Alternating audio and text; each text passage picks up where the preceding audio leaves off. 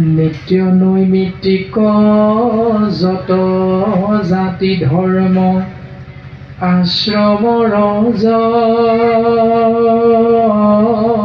কৰ্ম কৃষ্ণত অৰ্পিলে জানাহিও হুৱে মহাভাগৱত ধৰ্ম।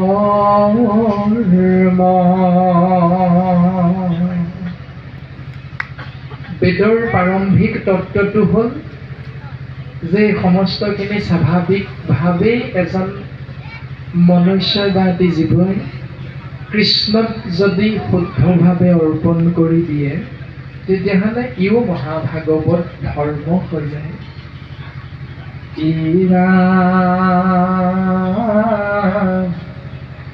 গৰ্ব অহংকাৰ তেজি যিটো জনে আচৰে কৰ্ম ভকতি তাতে মহাতুষ্ট হুয়া কৃষ্ণে তেন্ত বৈকুণ্ঠ যত সম্পত্তি। গৰ্ব অহংকাৰ সমস্তখিনি ত্যাগ কৰি এই কৰ্ম ভকতি ভগৱন্তৰ চৰণ কমলত যদি স্বাভাৱিকভাৱে জীৱই অৰ্পণ কৰি দিব পাৰে তেতিয়াহ'লে তাতেই তুষ্ট হৈ ভগৱন্ত পুৰুষে বৈকুণ্ঠৰ সমস্ত সম্পত্তি দিবলৈ চিন্তা কৰে, ইচ্ছা কৰে। এই ৰামে যদি বোলা ৰাজা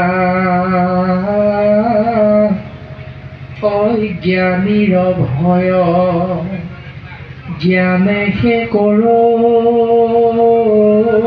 অন্তৰ কি কৰৈ ভকতি হেন সংকামতি তেজিয়া শুনা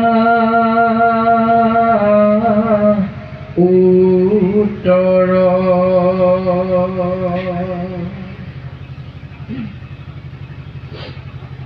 যদি তুমি ভাবিছা ৰাজা অজ্ঞানীৰ ভয়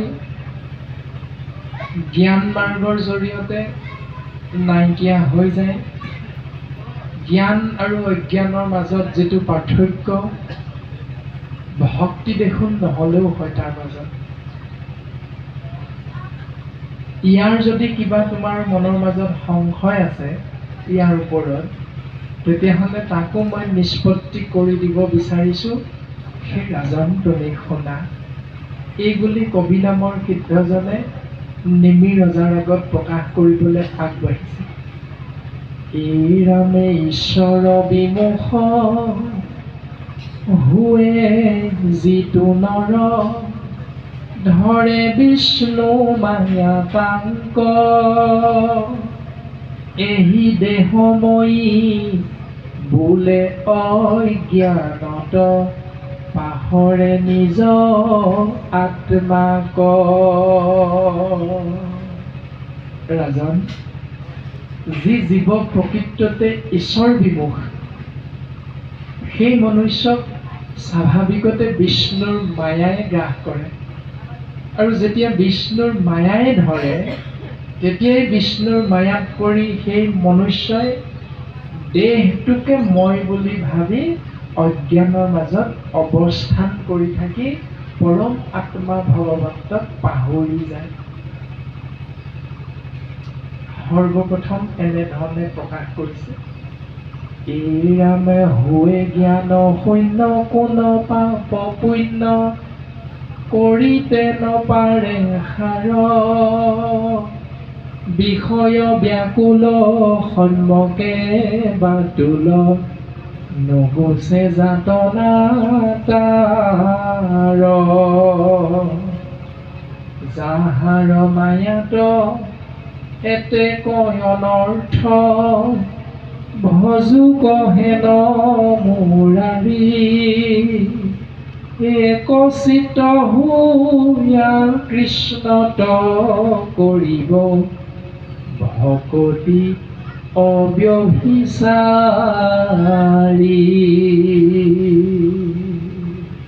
হে ৰাজন,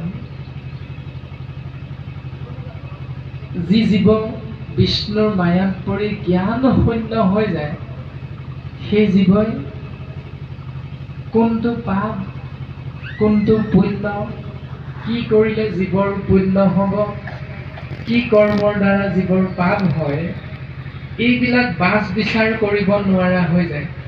আৰু বাছ বিচাৰ কৰিব নোৱাৰি বিষ্ণুৰ মায়াত পৰি কেৱল সাকুল ব্যাকুল হৈ বিষয়ৰ দুখ যন্ত্ৰণাৰ মাজত জীৱন অতিবাহিত কৰি থাকিব লগা হয়। যিজনৰ কৃপাত এই মায়াত জীৱ আবদ্ধ হৈ যাব লগা হয়, সেইজন পৰম ব্ৰহ্ম ঈশ্বৰ কৃষ্ণদেৱক সেই ৰাজন কায় বাক্য মন চিত সুদৃঢ় বিশ্বাসে অব্যভিচাৰ ভক্তিৰ মাধ্যমেৰেহে তাৰ কৃপা লাভ কৰিব পৰা যাব।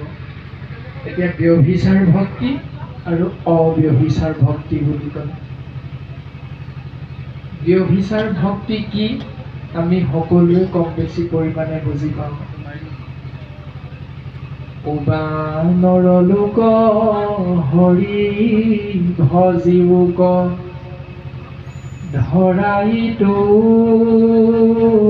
উপদেশ এৰা আল জাল জীৱা কতকাল জৰা ভৈল পৰদেশ। সেই পৃথিৱীৰ নৰ সমস্ত, সেই পৃথিৱীৰ মনুষ্য উবানৰ লোক হৰি ভজিওক, তোমালোকে কেৱল এক ঈশ্বৰক চিন্তা কৰা। ধৰা এইটো উপদেশ, এই উপদেশটো তোমালোকে আশ্ৰয় কৰা, পালন কৰা। কিয় পালন কৰিবা?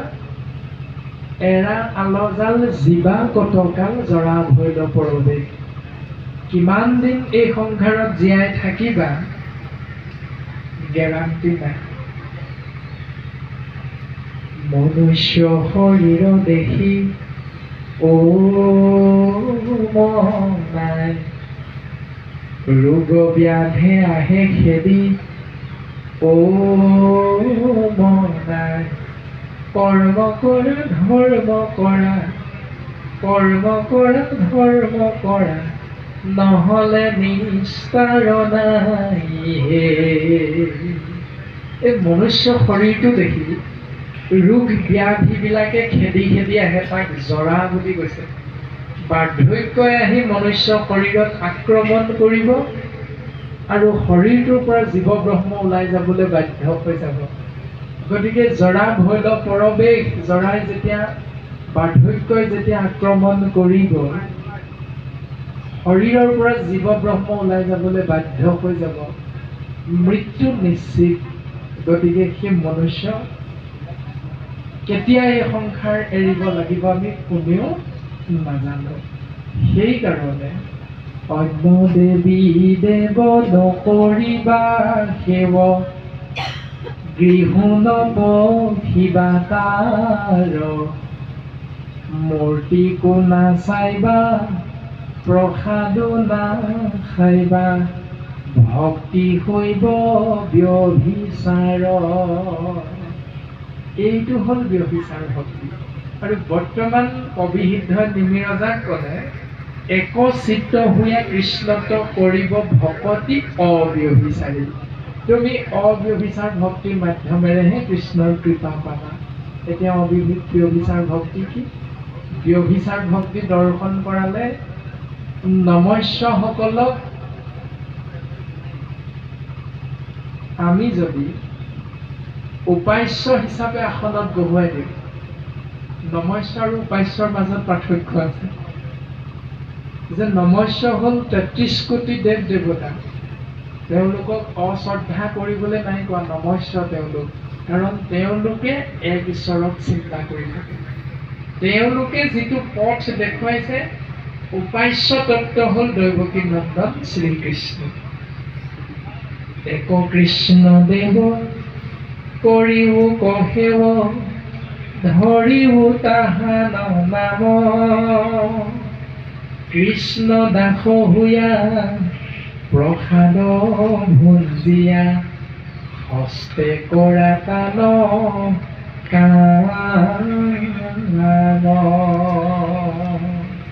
এইটো হ'ল অব্যভিচাৰ ভক্তি।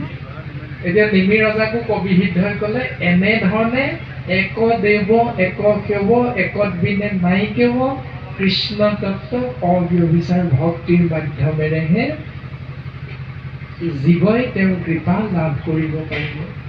গতিকে সেই ৰাজন তুমি শুনা, জাত বুদ্ধি আছে একোৱে নবাঞ্চে এক কৃষ্ণ মাত্ৰ জানে উপদেশদাতা যিটো গুৰু থাকে তাংকে হৰি বুলি মানে। যিসকল ৰসত চতুৰ, ৰসত চতুৰ যিটোজন কৃষ্ণৰ চৰণে দিয়া মন পৰম সন্তোষে পিউক ৰস অমৃত। অমৃতময় কৃষ্ণৰ নাম ৰস শ্ৰৱণ কীৰ্তন মহাভক্তি আশ্ৰয় কৰে সেইসকলে যিসকল ৰসত চতুৰ। আৰু কবি সিদ্ধই কৈছে জাত বুদ্ধি আছে, যিজন ৰসত চতুৰ তেওঁ কেৱল এক কৃষ্ণ মাত্ৰ জানে, তেওঁ কেৱল এক কৃষ্ণৰ কথাহে চিন্তা কৰে। আৰু এইটো চিন্তা কৰি উপদেশদাতা যিটো গুৰু থাকে, যিজন গুৰুৱে এই উপদেশটো দিয়ে সেইজনকে তাংকে হৰি বুলি মানে।